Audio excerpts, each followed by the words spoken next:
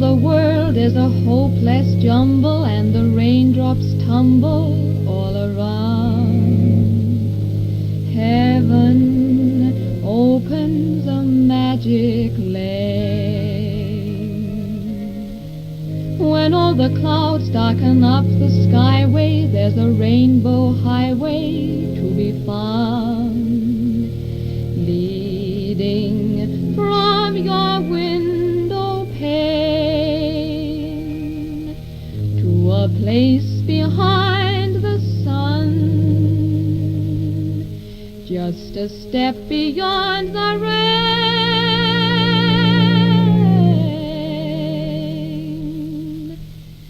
Somewhere over the rainbow, way up high, there's a land that I heard of once in a lullaby. Somewhere over the rainbow, skies are blue, and the dreams that you dare to dream really do come true. Someday I'll wish upon a star and wake up where the clouds are far behind me, where troubles melt like lemon drops away above the chimney tops. That's where you'll find me. Somewhere over the rainbow, bluebirds fly. Birds fly over the rainbow. Why then, oh, why can't I?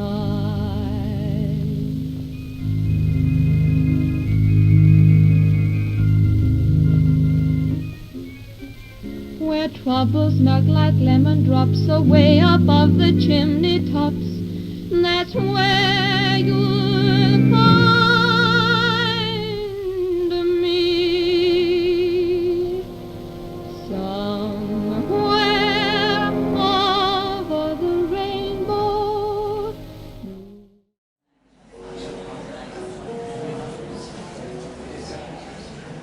I took the supermarket flyers from the windowsill, threw the day old tea from the cup, packed up the photo album, memories of a life that's been loved. Took the get well sing cars and stuffed animals, poured the old ginger beer down the sink. Dad always told me, don't you cry when you're down, but Mum, there's a tear every time that I blink. Oh, I'm in pieces, it's tearing me up, and I know a heart that's broke is a heart that's been loved. So I'll sing hallelujah. You were an angel in the shape of my mom. When I fell down, you'd be there holding me up. Spread your...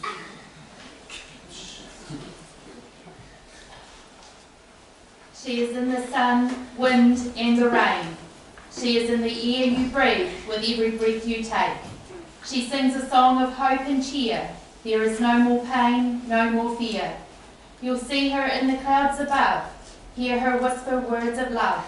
You'll be together before long. Until then, listen for her song. Welcome and thank you for being here today as we share in the service of love and honour for our beloved Barbara.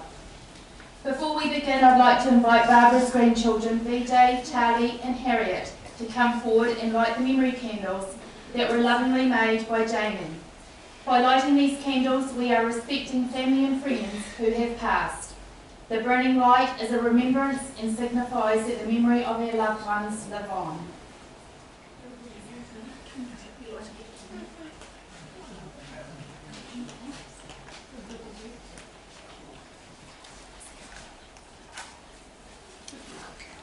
Is it a candle?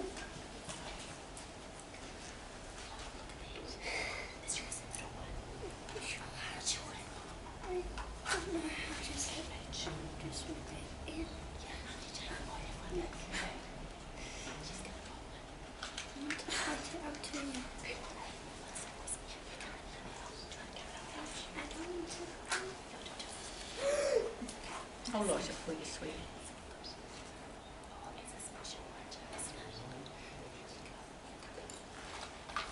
Here we go, chocolate. It's good. Thank you. My name is Jude McNabb and it is an honour to officiate Mrs. Blair's service today. A very warm welcome to family and friends who are unable to be with us today and are watching via live stream.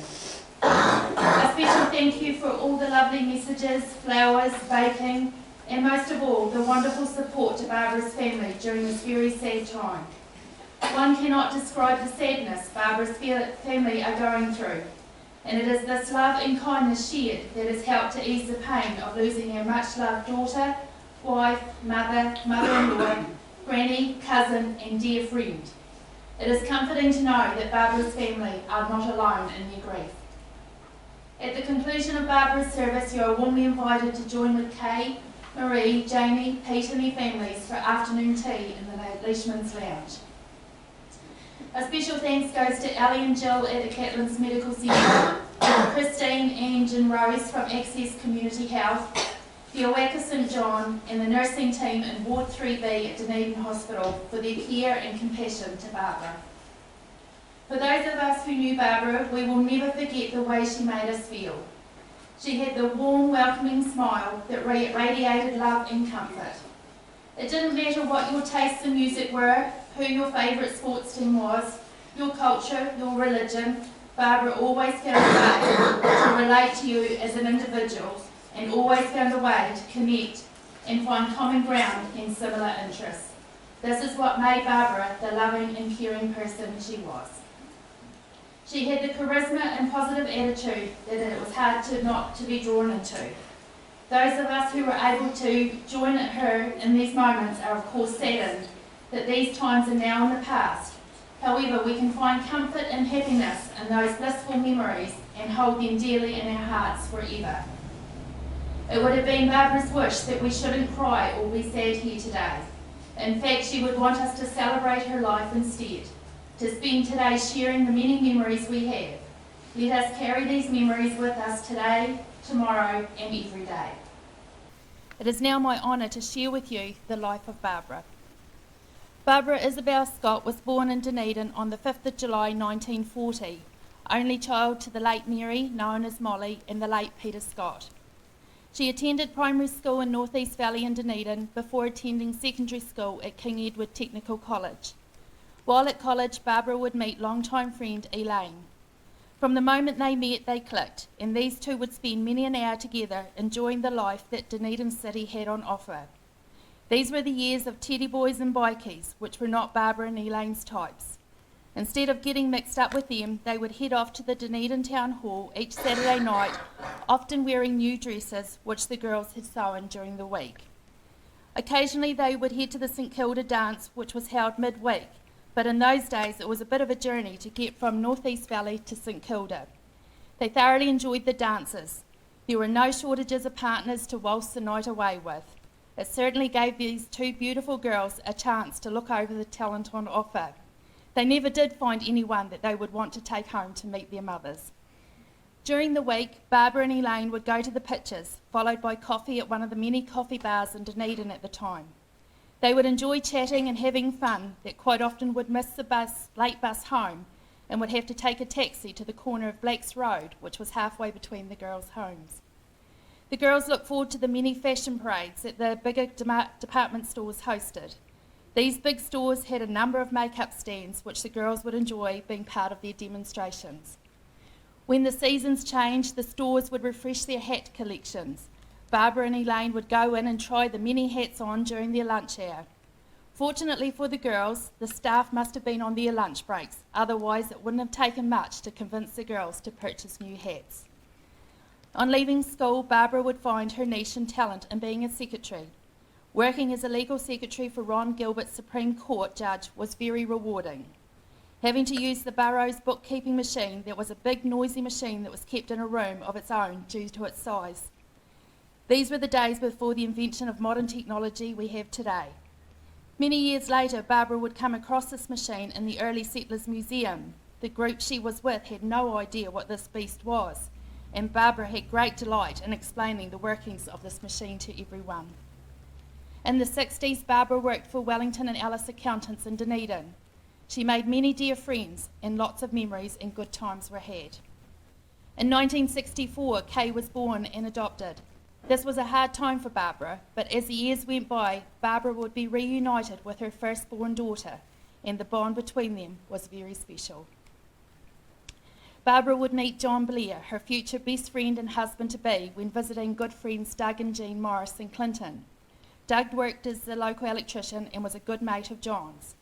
A friendship blossomed, and it wasn't long before John would be sneaking the odd drive through to Dunedin to visit Barbara.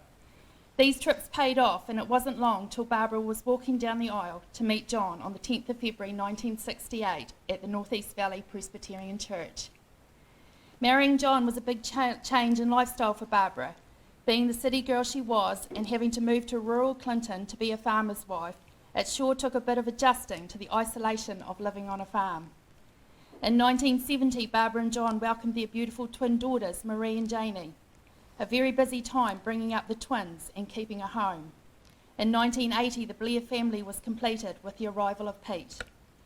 During the 70s and 80s, life was hard and money was scarce, but Barbara always had her children dressed immaculately. Her skills of sewing paid off, with the children always having nice new clothes to wear. The excitement of choosing a fabric of the children's choice and seeing it arrive in the mail was such a delight, not only to the kids, but to Barbara as well. Barbara wasn't really into getting out on the farm and helping John and his brother Ron, but she would always have a meal on the table and baking in the cupboards. She would cook for the shearers, and many a night would have Ron over for tea.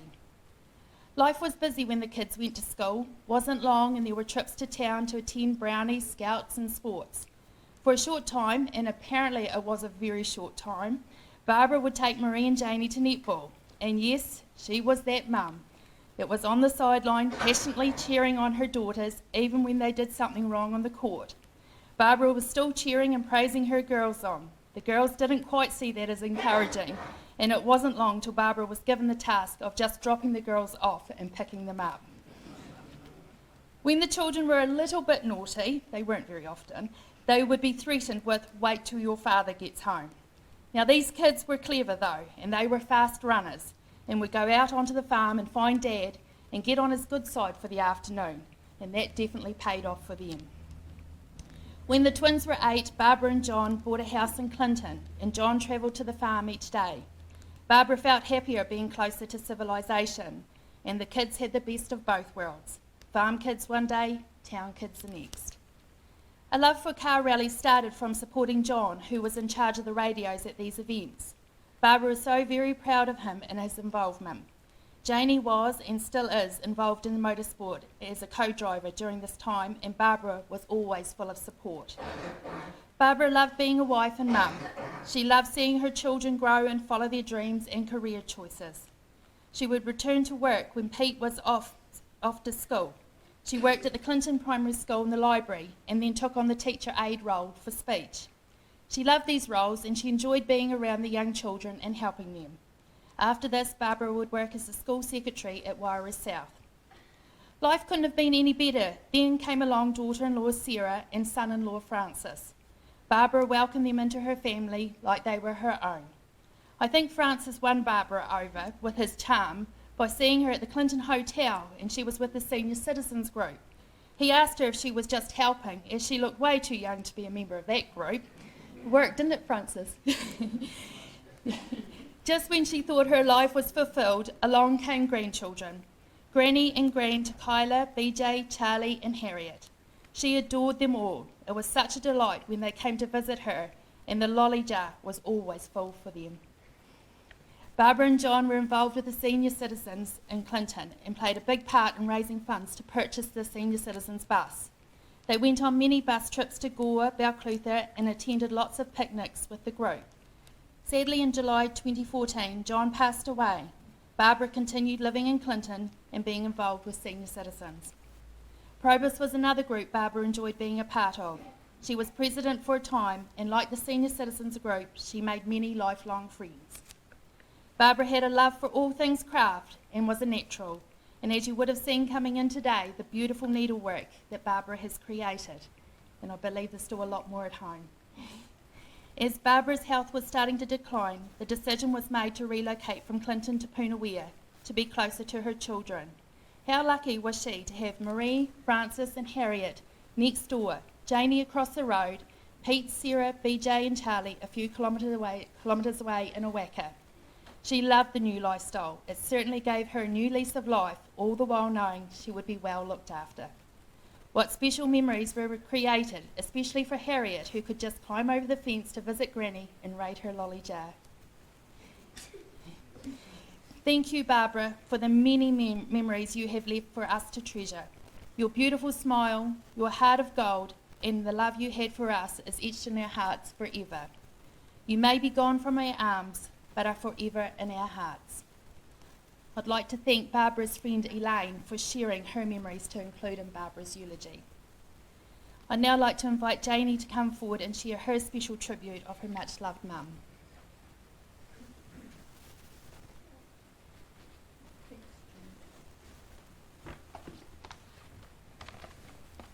Our wee mum, Barbara, Ruby, Luby Lou. She was an absolute legend, although we didn't call her that much in the early days. We were lucky wee kids growing up on the farm with Mum, Dad and our spare dad, Uncle Ron. Granny, Mum's mum, would come to Clinton from Dunedin on the train, and it was always great excitement going to pick Nan-Nans up from the train station in Clinton. She always had parcels and knitting for us, jerseys with sleeves that were 2 feet too long in case we grew into them later. She would help Mum cope with having 2 babies at once, and we would help her with baking at the big farm kitchen table. There were always a million cloth nappies blowing in the breeze on the clothesline. We used to go on family holidays to Te Anau with the boat, and we would go out fishing on the lake. We loved going into Clinton to the grocery store, Reed Farmers and the drapery. There were so many awesome shops back then in Clinton. The 2 ladies at the store were Rona Barnett and Rhea Strawn, and they would abandon Mum to get her own shopping and grab us wee girls to cluck over. Although one time there was no clucking because we took a container into the shop, and when they said, "Hello wee girls, what have you got in there?" we said, "Wee baby mice, see?" Mum was mortified as she told us to leave them behind, and the ladies screamed and leapt onto the counter. Poor Mum, we definitely kept her on her toes. Mum made all our clothes, so we used to walk down to the mailbox and come running back with a huge material catalogue of swatches, and she would let us choose fabric for nighties, shirts, skirts and pants. She always patched our pants, and I can remember having jeans with a big love heart patch because I didn't listen and climbed over the barbed wire fence and ripped the arse out of them. She was a brilliant sewer and always made both our outfits at the same pace, so there'd be no fights if one was finished first. She made all of our formal dresses and they were beautiful. She always said I picked the hardest ones to make, but she never said no. She loved her garden, and on the farm when Dad and Unc had a lot of birds, there was a pheasant that was free range.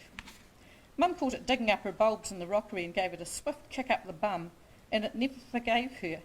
It would chase the car up the road with its beady eyes locked on our poor wee mum. I think Dad eventually had to deal with it.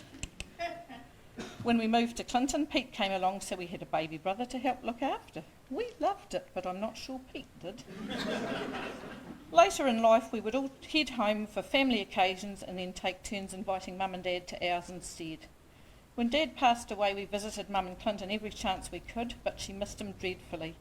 We were so grateful for Helen next door, Belle and Sue who visited and helped her with her shopping, Prissy over the road and Nairi who would drop off her wee parcels from the chemist. After a couple of falls, we made the decision to move Mum to Punawea so we could look after her while she could still be independent. We are so grateful to have done this because it meant we could see her daily and help her with anything we could. She was a battler right to the end, and I'm amazed and saddened at how much pain she endured and had to endure. She truly has earned her rest. Our brave and strong wee mum.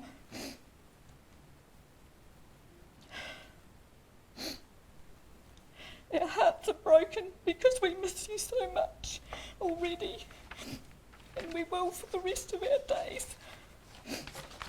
Thank you, Mum.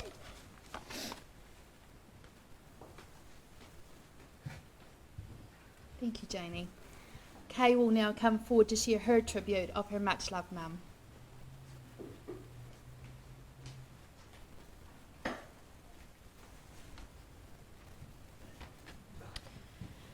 My dearest Mummy B, 9 years was too short in which to catch up on a lifetime, but boy, we tried. Thank you for the gift of life and letting me back into yours. You took away all the fears and anxiety with your first hello and... Sorry, can't see. First hello, and from there it was plain sailing.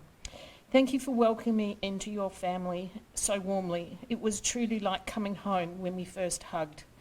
Thank you for my wonderful sisters and brother and their families.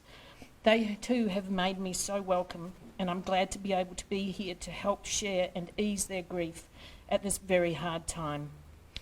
Barbara, your warmth and sense of humour were abundant, and I loved sitting and listening to all your stories of you growing up in Dunedin and sharing your life with your beloved John, the girls and Pete. You filled in so many gaps and answered all my questions, and I hope in turn I was able to fill the gaps in for you too. I was so happy when you were able to meet my folks on their way through Clinton several years ago. I remember that Dennis, my dad, was particularly taken with a very wee Miss Harriet, and I have the photos to prove it.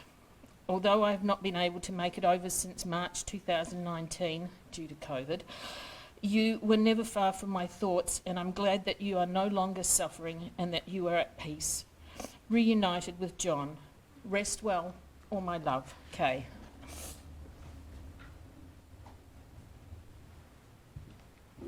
Thank you, Kay. Barbara's granddaughter Harriet has asked me to read her special tribute. Would you like to come forward and help me? No, okay. Dear Granny, I love you to pieces. The things I love about you. I loved how you let me play with your jewellery. I loved pinching your lollies. I loved heating up your wheat bag. And I loved the Sylvanian family you gave me for my birthday. I loved cuddles with you. Love from Harriet. Do you know what? I believe Granny had doobies in her cupboard for you once.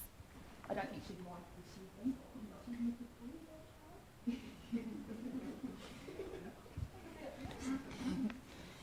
If anyone else would like to come forward and share a memory, you're most welcome to come forward.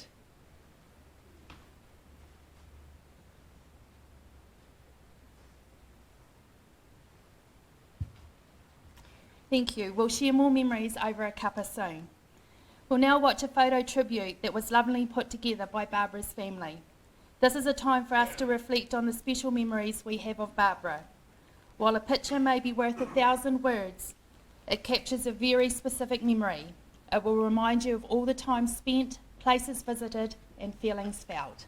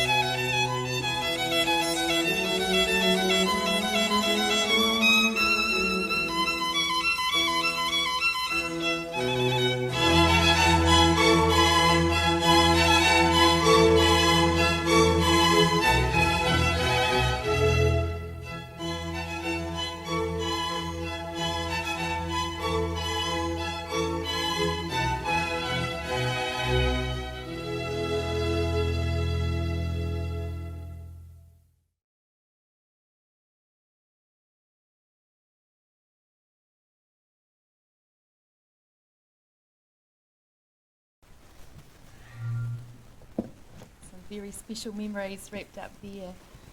I'll now read some special messages that have been sent to Barbara's family. From Heather Jackson, Neehider. I'm very sorry to hear of Barbara's passing and send my condolences to the family. I worked with Barbara at WP Wellington and Alice, public accountants in Dunedin, away back in the 60s. She was such a happy workmate and I remember her fondly. We lived in Owaka for several years in the 70s and it was only after leaving there that we made contact again through us both being friends on Facebook.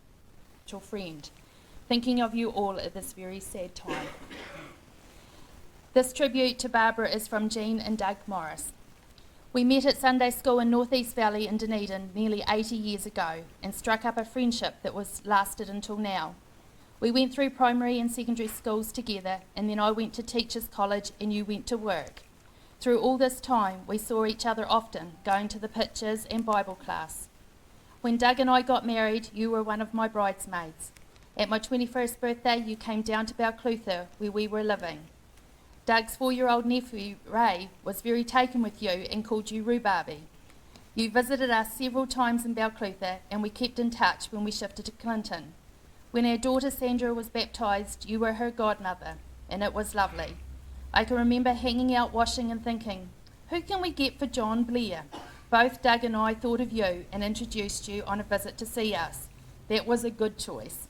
He was a lovely man, a real gentleman, and as I'm sure your family will agree. It was very sad when he died and I was sorry I couldn't be there for you. We were not able to come to your wedding as we had just shifted to Nelson, but you came and saw us on your honeymoon trip. That was lovely. Over the years we visited and stayed with you and John in Clinton for a family reunion. The last time I saw you was when Doug's twin brother died in Gore and we came down to see our sister-in-law.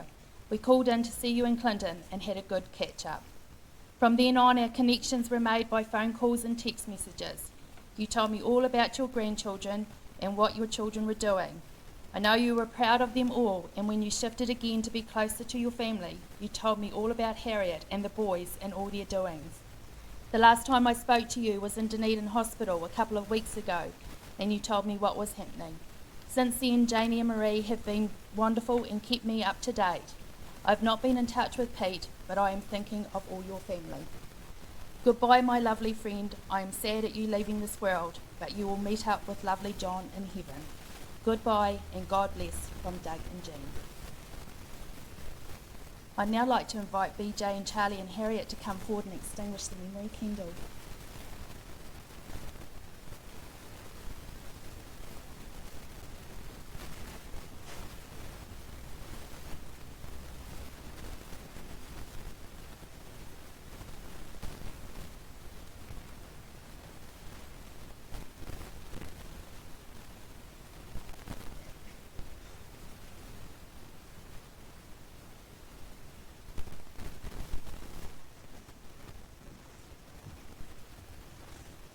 Please stand.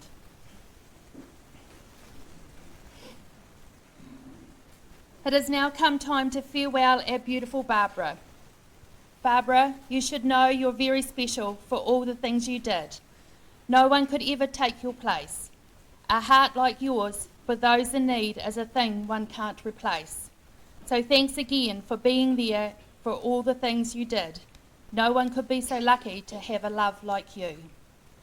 A wife, a mother, a granny too. This is the legacy we have from you. You taught us love and how to fight. You gave us strength, you gave us might. A stronger person would be hard to find. And in your heart, you were always kind. You fought for us all in one way or in another, not just as a wife, nor just as a mother. For all of us, you gave your best. Now the time has come for you to rest. Go in peace, you've earned your sleep. Your love in our hearts we'll eternally keep. Sweet as a sleep that ends all pain, we would not waken you to suffer again. The tears in our eyes we will wipe away, but the love in our hearts is here to stay. Earth to earth, ashes to ashes, dust to dust. In the spirit of love we meet, in the spirit of love we depart. Rest in the peace you deserve, our beautiful Mrs. Blair.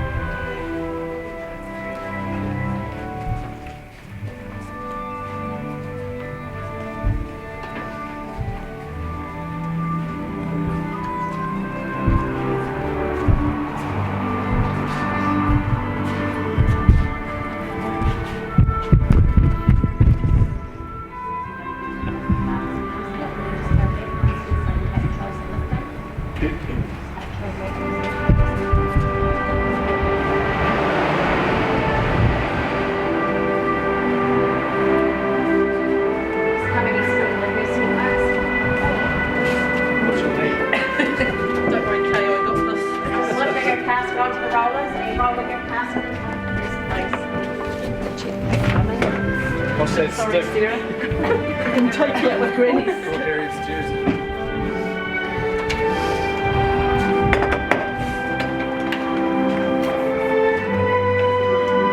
I don't want any troubles. That's what she said.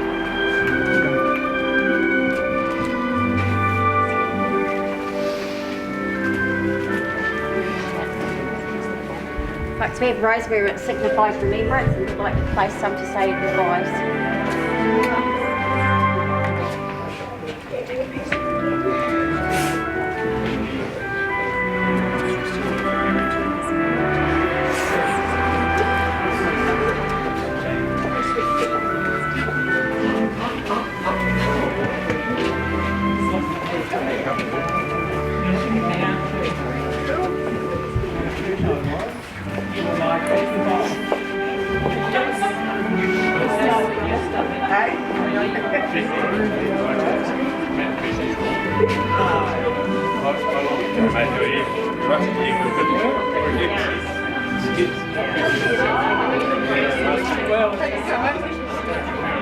Oh, you can have this.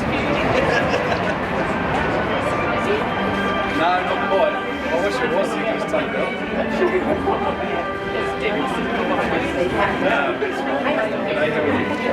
Oh, too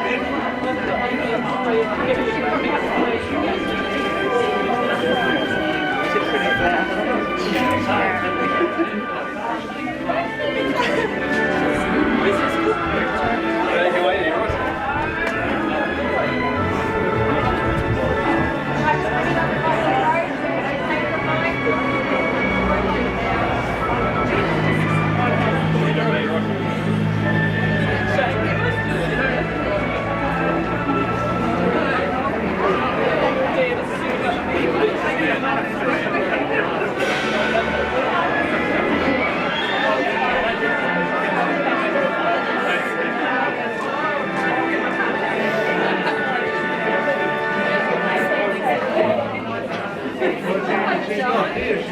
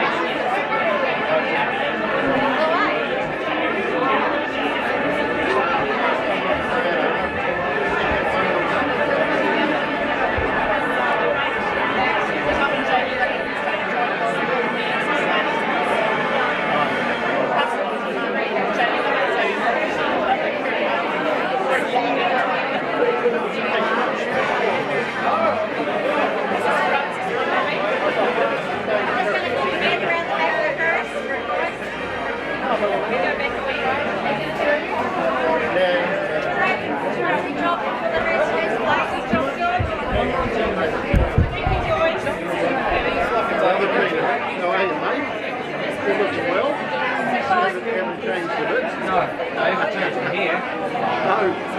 just going to get my memory so close the back of this and also get it come up. Little shot, mate. Come on. Sure.